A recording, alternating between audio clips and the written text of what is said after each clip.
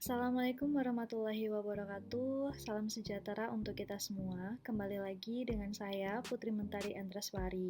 Di sini saya ingin memaparkan terkait dengan tugas individu pada agenda ketiga dengan materi manajemen ASN. Saya berada di kelompok 1 angkatan 33 pelatihan dasar CPNS tahun 2024. Berikut adalah penjelasan tugas individu agenda 3 terkait manajemen ASN. Pembahasan yang pertama itu terkait dengan identifikasi, analisis isu. Jadi diperlukan identifikasi isu atau kondisi saat ini terkait dengan pelaksanaan tugas dan fungsi di program studi Teknologi Informasi Fakultas Sains dan Teknik Universitas Bangka Belitung yang belum sesuai dengan tujuan pembelajaran pada agenda ketiga, yaitu manajemen ASN dan smart ASN yang dikaitkan dengan pelayanan publik dan proses sistem kerja atau whole of governance.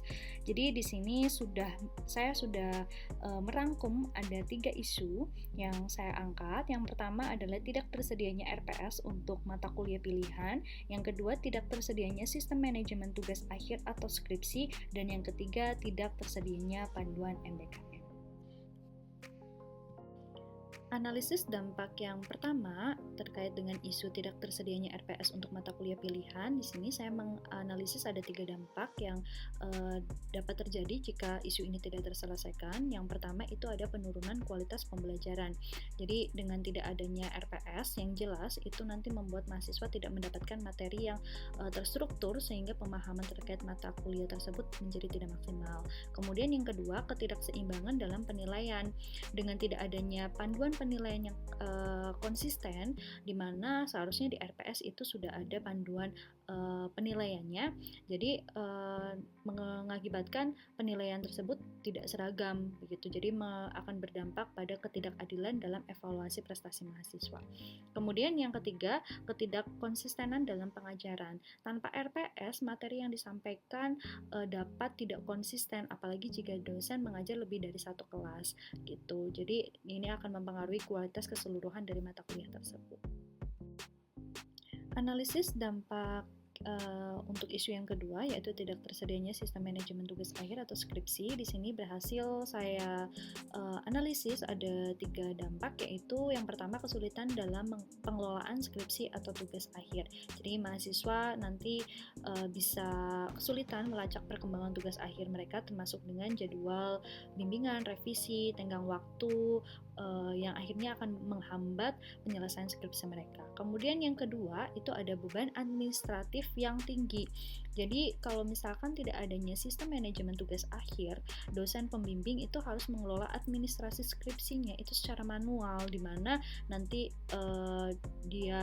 dosen tersebut tidak bisa memantau progres atau mengatur jadwalnya secara sistematis.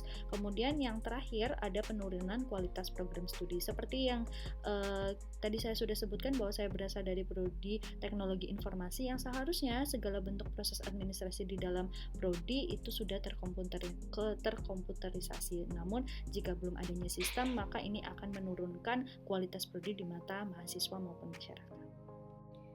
Selanjutnya, analisis dampak yang terakhir terkait dengan isu tidak tersedianya panduan MBKM.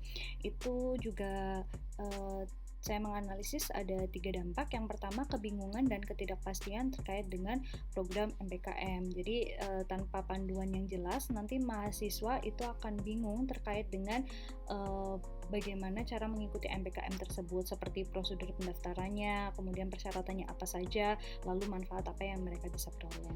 Kemudian yang kedua adalah pengembangan kompetensi menjadi tidak optimal. Artinya, tanpa panduan yang jelas, mahasiswa mungkin tidak bisa memaksimalkan potensi pengembangan kompetensi yang ditawarkan oleh MBKM, yang pada akhirnya ini akan mengurangi manfaat dari program MBKM bagi perkembangan karir mahasiswa. Kemudian yang ketiga adalah kesulitan berkolaborasi dengan mitra.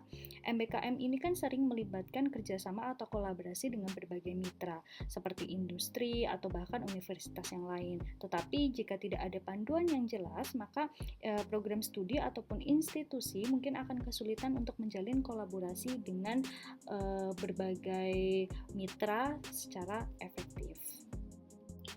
Berdasarkan 3 isu yang telah saya sampaikan sebelumnya, lalu kita akan menentukan mana isu yang paling prioritas, dan bagaimana cara menentukan isu paling prioritas tersebut adalah dengan menggunakan teknik analisis USG, di mana teknik ini itu merupakan teknik untuk mengetahui isu mana yang paling prioritas berdasarkan dari 3 kriteria. Apa saja? Yang pertama ada urgensi atau kepentingannya, jadi seberapa mendesaknya masalah tersebut untuk diselesaikan. Kemudian yang kedua ada seriousness, dia mengacu pada penyelesaian masalah yang dikaitkan dengan akibat yang mungkin bisa menimbulkan masalah yang baru. Kemudian yang terakhir, yang ketiga adalah growth, yang berkaitan dengan kemungkinan berkembangnya situasi buruk kalau tidak segera terselesaikan. Di dalam menyelesaikan analisis USG ini, kita perlu memberikan interval penilaian sebagai penentu prioritas dalam analisis USG. Di sini ada 5 interval penilaian dari 1 sampai dengan 5, dengan nilai 1 itu menandakan sangat tidak mendesak, nilai 2 itu tidak mendesak, nilai 3 cukup mendesak, nilai 4 mendesak, dan nilai 5 sangat mendesak. Jadi menandakan kalau isu tersebut bernilai 5, maka isu tersebut wajib menjadi prioritas, harus segera diselesaikan. Berikut adalah analisis USG berdasarkan dari 3 isu yang tadi telah diidentifikasi sebelumnya. Di sini seperti yang teman-teman bisa lihat semuanya, dari 3 isu itu ada 1 isu yang menjadi prioritas. Kenapa? Dari 3 isu ini, isu tidak tersedianya panduan MBKM itu menjadi prioritas karena selain memang sudah waktunya program studi menyusun panduan MBKM, karena sebentar lagi mahasiswa akan melakukan program MBKM, juga agar tidak kesulitan mahasiswa dalam memperoleh informasi terkait dengan MBKM begitu. Jadi di sini nilainya cukup besar, malah sempurna, di mana nilai 5 ini seperti penjelasan sebelumnya adalah bahwa dia memang prioritas utama dibandingkan dengan 2 isu yang lain. Berdasarkan dari hasil penentuan prioritas menggunakan teknik USG, diperoleh ada 1 isu yang menjadi prioritas untuk segera diberikan solusi, yaitu adalah tidak tersedianya pedoman atau panduan MBKM. Jadi dari isu tersebut saya mengusulkan ada di sini 3 gagasan kreatif. Yang pertama adalah membuat buku pedoman atau panduan kegiatan MBKM, di mana buku pedoman atau panduan ini akan berisi terkait dengan panduan resmi mengenai implementasi program MBKM. Di dalamnya nanti akan mencakup terkait dengan konsep tujuan MBKM, visi misi, kebijakan dan regulasi, jenis-jenis program MBKM, manfaat setiap program MBKM, kurikulum dan konversi SKS, monitoring dan evaluasi, serta ada lampiran.